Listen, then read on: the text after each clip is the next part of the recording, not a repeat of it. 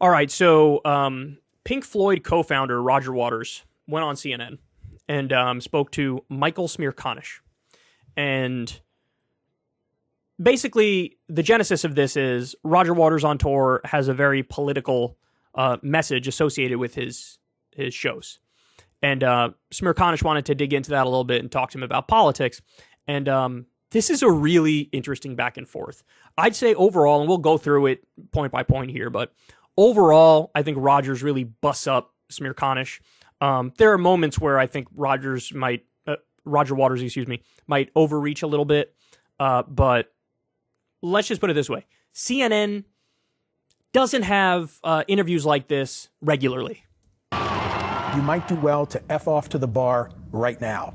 At the outset of the show? Yeah. So he's saying for people who, like, might not agree with him politically, he's like, just so you know, heads up, like, I'm going to get even more political, so you might want to go to the bar now. Because it's a really good way to start the show. But apart from anything else, it sets a few things straight. Namely? Also it encourages a lot of the people who have come to the show, because they have listened to everything I've written since, 1965 or whenever I started writing songs. So they do know what my politics are, and they do understand where my heart is, and they understand sort of why I'm there. But maybe it also gives a message to people who don't want to be there, in which case them effing off to the bar is probably not a bad idea. Except that you never know. Those people, if they sit in a community like my audience is on these shows of This Is Not a Drill on this tour, there is such a great feeling of communication in that room between me and the audience, and between us combined with all our brothers and sisters all over the rest of the world, irrespective of who they are, where they live, their ethnicity, their religion, their nationality, or anything else. So Roger Waters is on the left. And he's been a very staunch advocate for Julian Assange. When we did our live stream for Julian Assange, he came on it. So he's a staunch advocate for leftist ideals and, big believer in free speech, speaking truth to power, etc. And he's sort of laying that out to Smirkanish now. Because if This Is Not a Drill has a message, it is that we have to communicate one with the other. To the guy who says, shut the F up, play the hits, do you want him, as long as he doesn't shout it out, do you want him in the arena? I don't not want him there, as long as he doesn't annoy the people who do understand what's going on in the arena. I'm happy for him. But I'm saying, like, do I have to buy in? Does a person in the crowd have to buy in to the message? I've always loved the music. Right. Some of the messages I can buy into, and some I can't. I've only got one message. Two strangers passing in the street, by chance two passing glances meet, and I am you, and what I see is me. That is my message. And that was on Medal, which was in 1970. And basically, my message hasn't changed. I recognize your humanity, but I recognize all the Russians and the Chinese and the Ukrainians and the Yemenis and the Palestinians. He's spitting, dog. He's spitting. Are you an equal opportunity offender on this tour? Here's why I ask. I remember the last tour. Of course, I came and watched. Very much, about Trump. And in the current show, you've got a montage of war criminals, according to you, and a picture apparently of President Biden on the screen, and it says, just getting started. What's that all about? By the way, he ain't just getting started. He's already deep into the war crime stuff. Remember when they did that drone strike after the airport in Afghanistan was attacked? They went and retaliated and attacked what they said was like some ISIS operative or whatever. Turns out it was, an innocent family and a bunch of kids. Remember that? War crime. Very clear war crime. You know what else is a war crime? Stealing billions of dollars from Afghanistan as children starve there. That's a war crime. There's plenty of war crimes committed. Not even just getting started. He's already deep in it, bro. So, Smirkanish's question is like, oh, really? Like, you think Joe Biden's a war criminal? Please. Like, that's really what he's saying here. And Smirkanish is wrong on the substance. He's just wrong. President Joe Biden? Yeah. Well, he's fueling the fire in the Ukraine for a start. That is a huge crime. Why won't the United States of America encourage Zelensky, the president, to negotiate, obviating the need for this horrific, horrendous war? But I think that's true. I think that Biden and the West have been sort of prodding Zelensky to continue the fight.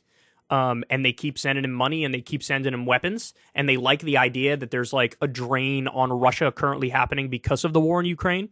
I think that's all true. And he's right about that. And fueling that is not good. And we're going to get to a story later on what percentage of the weapons are actually going where America wants it to go in Ukraine. Spoiler alert, it's a small amount. But Russia also started the war. And I've been critical of the NATO expansion and a bunch of stuff surrounding that situation. But Putin invaded. He didn't have to invade. He chose to invade. And there are many reasons why he did it. One of them is actually oil and gas.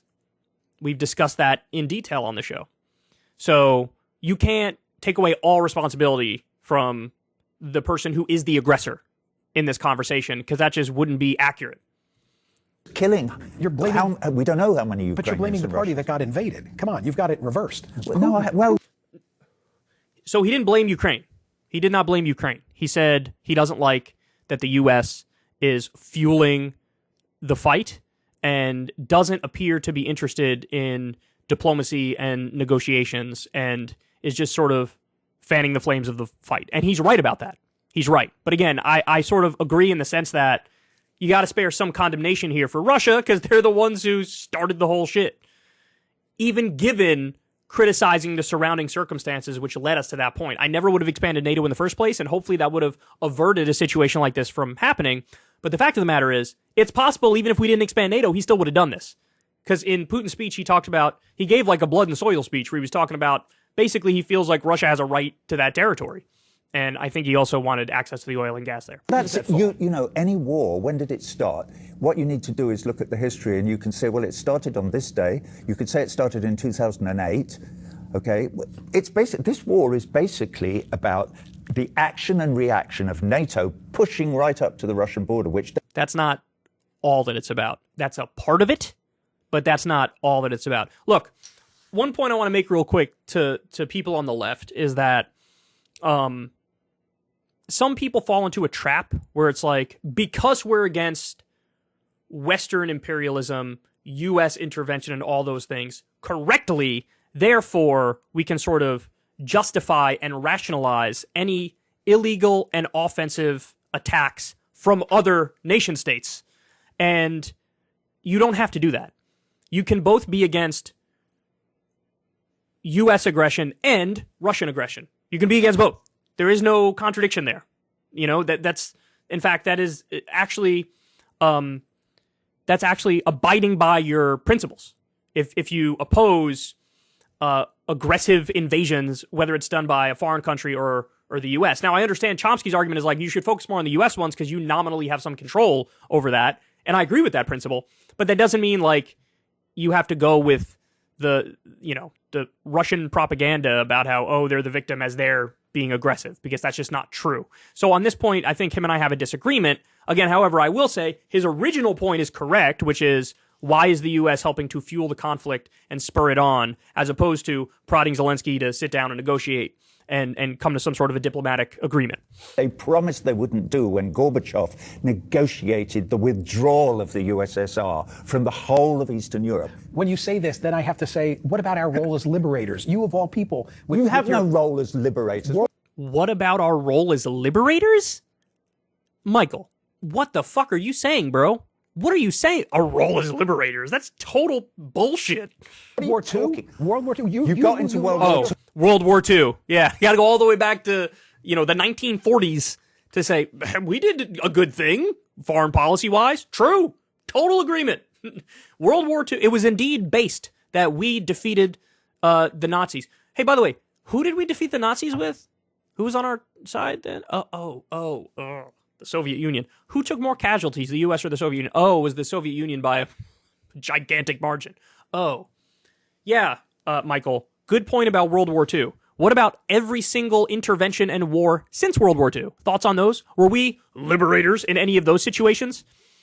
Maybe you can make an argument with Korea, but outside of that, Vietnam, Iraq, Afghanistan, and all the other interventions and wars are just nowhere near your categorization of them. We are not liberators. In fact, oftentimes, we can be the baddies. All because come on. Pearl Harbor. Pearl Harbor. You were completely isolationist until that's sad. That devastating, I would argue we were day always going to get in, and that 1941. pushed us in. But thank God. Based on what? We were always going into World War II. but that pushed us in. We were pretty strongly isolationist at the time. So us being attacked by Japan at Pearl Harbor made it so it became more of like, okay, now it's about self-defense type stuff. That's the way it was able to be portrayed to the country. So I don't even know where you're getting that from. The United States got in, right? You lost your father in World War II. Thank God the United States. Right? What a dumb... Yeah, of course. Yes, we should have fought World War II, Michael. Now let's do the 70 interventions since then. Let's go through them. Are you in favor of any of them? And if you are, why? God, the Russians had already won the bloody war almost by then. Don't forget, 23 million... I don't know how true that is. I mean, Russia probably gets the bulk of the credit for winning the war. They took the highest casualty numbers. But I don't know if they already won. I think the Allies really helped a lot. I think the UK and the US were very helpful in doing it. Russians died, protecting you and me from the Nazi menace. Hey, and you would think the Russians would have learned their lesson from war and wouldn't have invaded Ukraine. Well, look, true. They should have learned that lesson. We unfortunately learned the wrong lesson ourselves, which is, okay, look, this was a genuinely noble and just war. But now we're going to use the credit that we built as a result of that, the global standing that we got as a result of that. Now we're going to use that to wage a bunch of wars that are not at all defensive in nature, that are not at all noble in nature. And, that's where we get Vietnam, where we're battling communism in the third world effectively and kill 1 million landless peasants, like, napalm, Agent Orange, poisoning innocent people, razing villages. Like, we learned the wrong lesson from that also. So, that's an important thing to point out. With all your reading, I would suggest to you, Michael, that you go away and... Why is he laughing?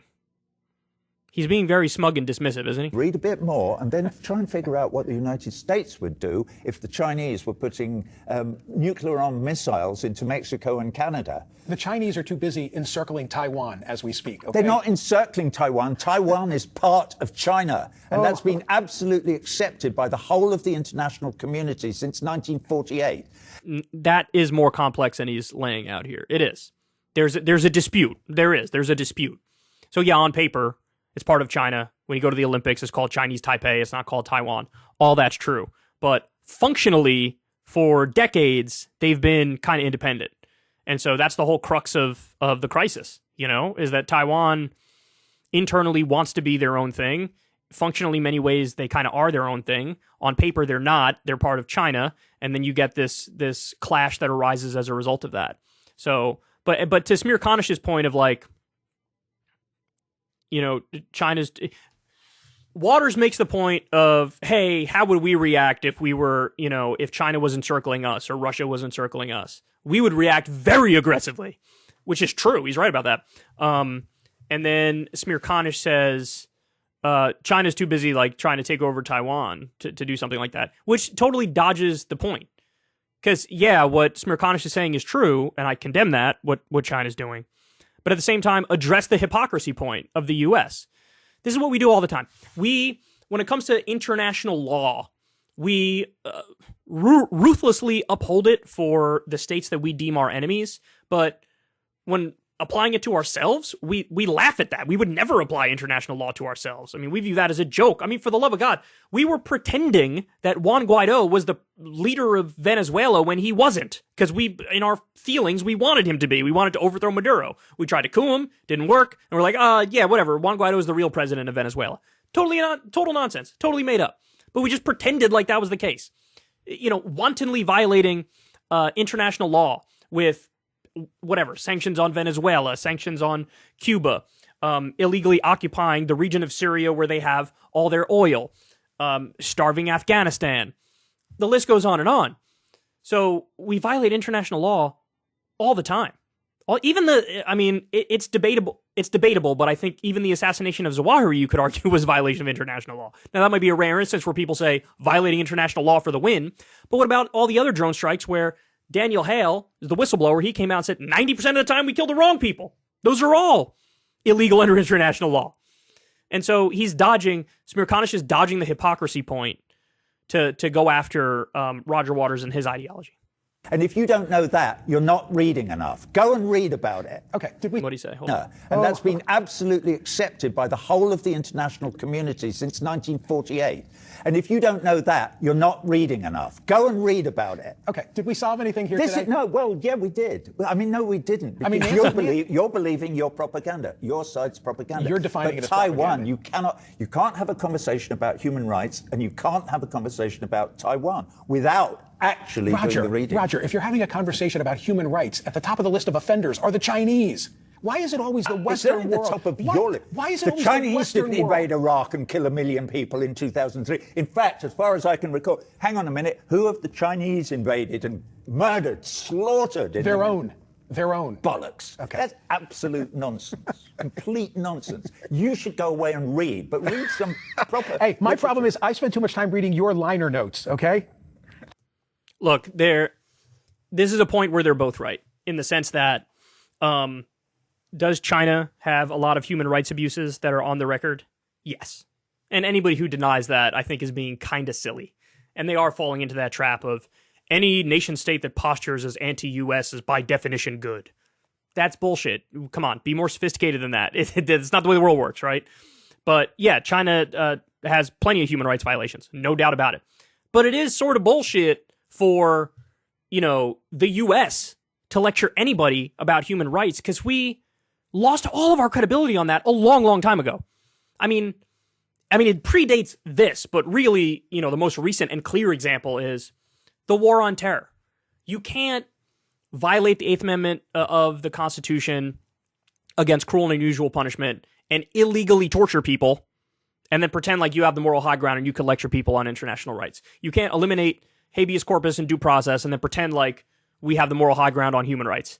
You can't illegally invade countries that didn't attack us, kill hundreds of thousands or millions of people, and then claim we have the moral high ground on human rights. You can't do an illegal drone war, which again kills 90% innocent, innocent people, and then say we have the moral high ground on human rights. There's a deep hypocrisy there where nobody should take you seriously. It's, law and order for thee, but not for me, is the mindset of the U.S. government. And so Roger Waters is 100% right on that front. I think Smirkanish is right in the sense that doesn't mean you should downplay like other nation states that violate human rights. I think he's right about that. But functionally, Smirkanish is the embodiment of conventional wisdom in the U.S. deep state.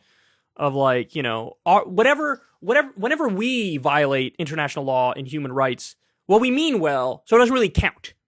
But that's not true. That is not true. That's a child's way of analyzing the situation. So look, overall in the substance, it's clearly a mixed conversation, but I do like that Roger Waters is, busting up a CNN host. I'm enjoying that. Thank you for doing this. Thank I appreciate you for it. talking to me. It's right. always a pleasure. Is it? Okay. Oh, my God. You're such a troublemaker. Please don't call me that. What? My God. Okay. Well, it's cool that it ended on like a nice note. I always like it when people can argue vociferously and then, kind of shake hands at the end and smile. So, but anyway, that was fun. I enjoyed Roger Waters busting up Michael Smirkanish. Cable news is ripping us apart, dividing the country, making it impossible to function as a society, and making it impossible to know just what is true and what is false. But the good news is they are failing and they know it. That is why we're building something new, a new mainstream, a healthier one, something more trustworthy, something that we are going to need in one of the most pivotal times in American history. We are building up here for the midterms, for the upcoming presidential election, but we need your help. So if you can help us out by becoming a premium member today at breakingpoints.com, we're trying to change America for the better and the entire world. So what are you waiting for, guys? Go to breakingpoints.com and sign up and help us build a new mainstream.